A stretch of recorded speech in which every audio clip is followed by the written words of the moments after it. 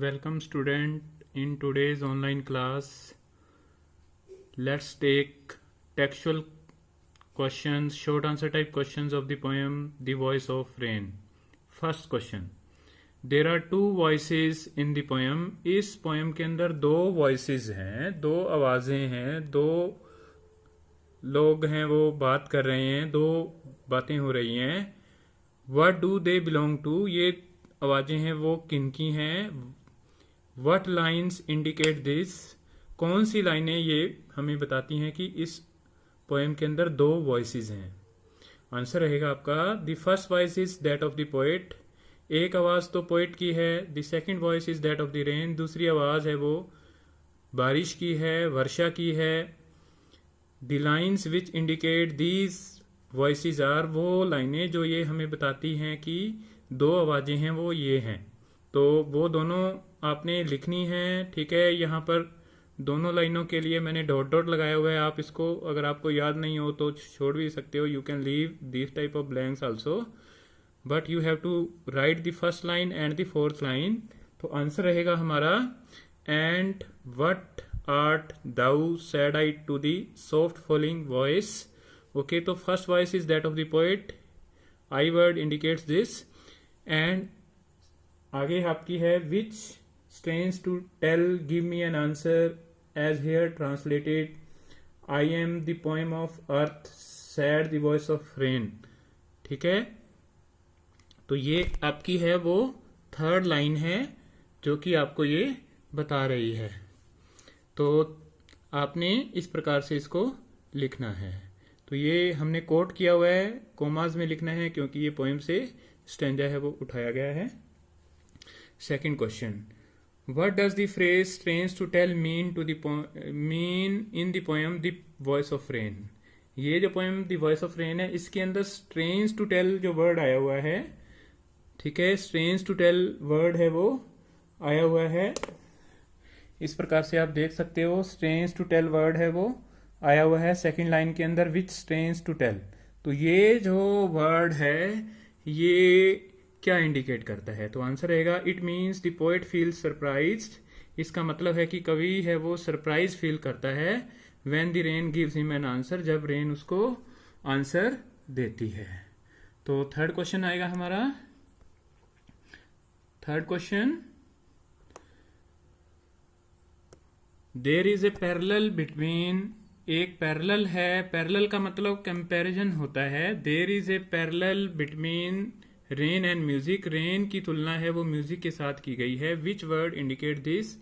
कौन से वर्ड ये बात इंडिकेट करते हैं, इस बात की तरफ इशारा करते हैं. Explain the similarity between the two. आपने क्या है कि रेन और म्यूजिक के बीच में क्या सिमिलरिटी होती है, क्या समानता होती है वो बतानी है.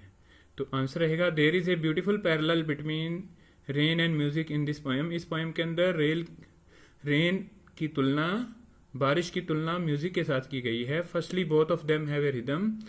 म्यूजिक के अंदर भी और रेन के अंदर भी एक रिदम होता है. जब बारिश पड़ती है तो एक रिदम होता है उसमें. They have an ability to thrill us. दोनों ही हमें अंदर से हिला देते हैं. They give us joy and happiness. They किसके लिए आ रहा है? म्यूजिक और रेन के लिए आ रहा है. तो दोनों ही हमें खुशी प्रदान करते हैं.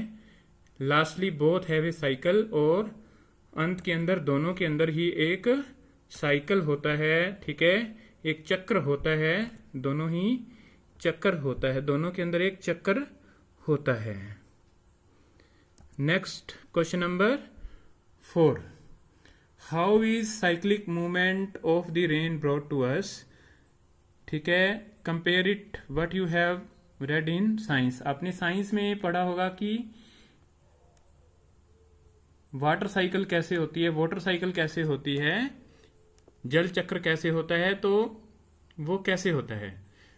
The poet says that the rain takes its birth from the land and the sea. कवि ये कहता है कि जो बारिश होती है उसका जन्म जमीन से और समुद्र से होता है. In the form of vapours. जो बारिश होती है वो वाष्प की फॉर्म के अंदर, उसके रूप के अंदर. Water goes up in the sky. पानी है वो वाष्प के फॉर्म में स्काई में जाता रहता है. Then water vapours cool down. उसके बाद पानी के वेपर्स हैं वो ठंडे हो जाते हैं. Then rain comes. उसके बाद बारिश आती है. This water is again soaked by the earth, उसके बाद ये पानी फिर दोबारा से जमीन के द्वारा सोख लिया जाता है, एंड द सी, कुछ पानी समुद्र में बह के चला जाता है, this cycle keeps going on, और फिर समुद्र से और जमीन से पानी उठता है, ठीक है, वो ठंडा होता है, बारिश होती है, और ये साइकिल चलता रहता है। Last question, why are the last two lines in the poem the voice of rain put in brackets. तो आपने देखा होगा कि जो लास्ट दो लाइनें हैं पोएम की,